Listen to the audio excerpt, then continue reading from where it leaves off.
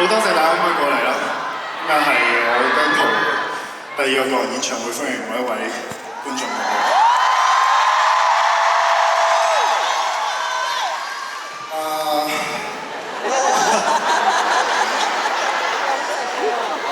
有好多嘢想講，但係又唔知點講。不過係咯，每一次見到你哋之前，我都度咗好多嘢想講。一見到你哋嘅時候咧，又唔知講咩好。其實呢個演唱會經歷過好多嘅改動啦，經歷過好多嘅掙扎啦、矛盾啦。有諗過推遲或者唔舉行。其實唔好話呢個演唱會，其實喺呢一年，我都揾緊我自己係邊個。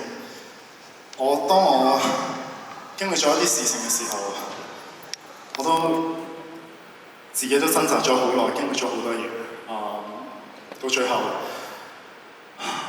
我都係覺得要舉行呢一個演唱會，因為我覺得仲有好多好多嘅人需要我嘅力量去支持。